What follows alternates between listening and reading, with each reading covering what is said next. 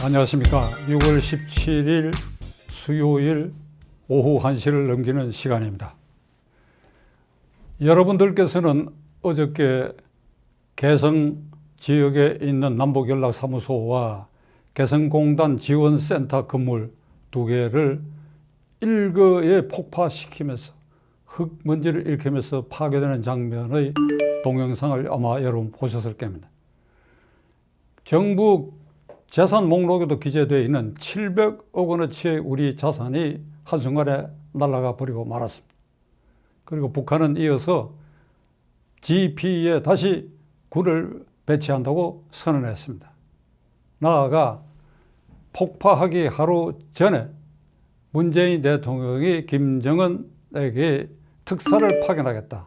국정원장과 안보실장을 파견할 테니 받아달라라고 하는 것을 거절했다. 이것을 공개적으로 밝혔습니다. 문재인 대통령의 제안이 있었고 그래서 우리는 거절했다. 이런 표현이 아니고 생뚱맞은 엉뚱한 짓을 하고 있다고 욕설을 퍼부으면서 문재인 대통령이 황당한 짓을 하고 있다. 아주 모욕적인 발언으로 이걸 거부했다. 일종의 폭로라고 봐야 되겠죠.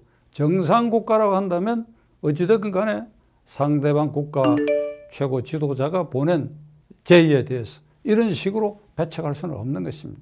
그러니까 북한이 이게 정상국가일 수가 없다. 우리는 이 과정에서 당연히 불안을 느낄 수밖에 없지요. 예측 불허의 저 사람들이 무슨 불장난을 할지.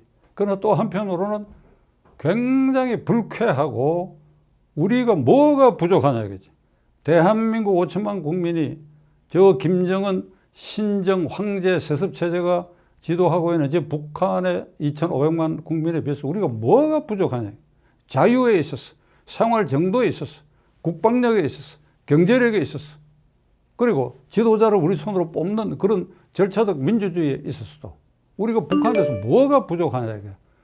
그런데 우리 손으로 뽑은 문재인 대통령 정권이 와가지고 유별나게 북한에 짓눌리듯이 굴종적 자세를 취하고 끝내는 저런 모욕적인 일을 당하고 4.27 판문점선을 사실상 파기하는 저런 행동을 우리는 왜 이걸 지켜봐야 합니까? 김정은이 왜 저러는가? 그건 명백하지요. 안 죽고 살기 위해서입니다. 할아버지, 아버지 자신으로 이어지는 이 세습 황제 체제가 연년세세로 이어지고 그래야 그 주변에 기득권 세력들이 잘 먹고 잘 사는 이 체제를 유지하기 위해서 핵 개발을 했고 그리고 국제사회로부터 특히 미국으로부터 핵 보유국으로 인정받고 제재 완화를 하고 체제 인정을 받는 그 목표를 향해서 무리하고 무도한 짓을 계속하고 있다고 봐야 합니다. 문재인 정권은 대통령으로 취임한 이후에 남북관계 문제를 다루는 데 있어서 처음부터 북한의 핵 보유를 인정할 수밖에 없다 하는 것에서 출발했다고 저는 봅니다. 왜 그런가 하면 4.27 선언에서도 그는 한반도 비핵화라는 용어를 썼는데도 불구하고 김정은이가 핵 포기를 약속했다. 국민에게 기만을 했어요. 북한의 김정은이가 쉽게 핵을 놓지 않다 하는 것을 알고 어떻게든지 내 임기 중에 핵 보유국은 사실상 인정하고 그걸 살짝 감춘 그 위에 평화 무드를 조성해가지고 나의 치욕으로 삼아야 되겠다 하는 여기에 골몰하다 보니까 오늘날 김정은에게 발목을 잡히고 저런 모욕적인 일을 당하고 따라서 5천만 국민 여러분들 우리 모두의 자존심을 손상케 하는 저런 꼴들을 우리가 보게 만드는 것은 문재인 대통령이 첫 단추를 잘못 끼웠기 때문이라고 저는 생각합니다. 나아가 이 정권의 속성상 문재인 대통령과 이 정권을 지탱하는 핵심 실세들이 갖고 있는 대북 정책에 관해서 이념화되어 있는 그 방향은 반미 자주화, 항일 억압, 그리고 친중 4대 종북 굴종 여기에 아주 뼛속 깊이 물들어 있다는 사실입니다.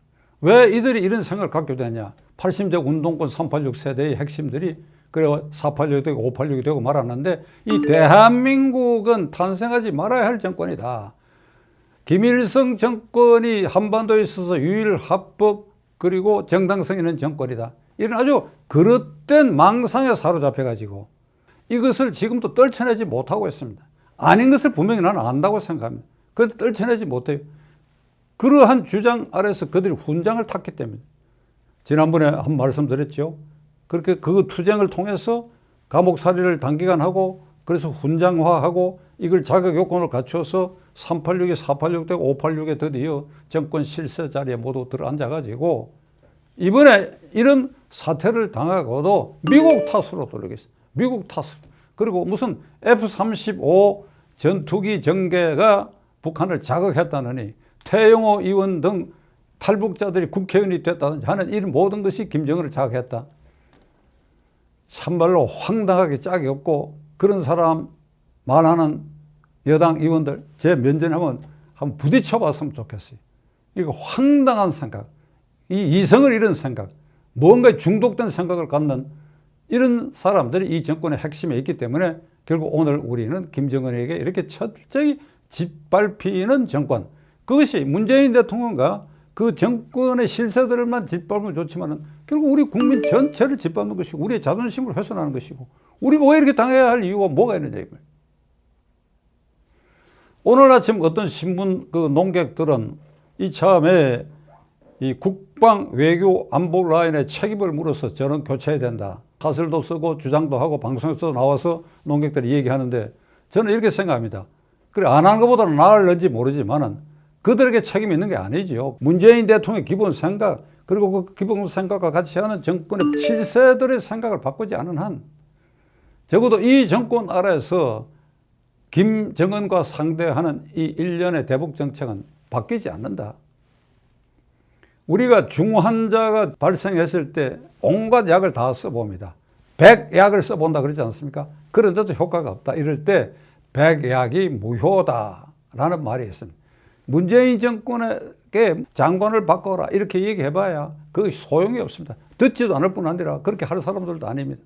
따라서 이 정권이 빨리 끝나기를 기다릴 수밖에 없습니다.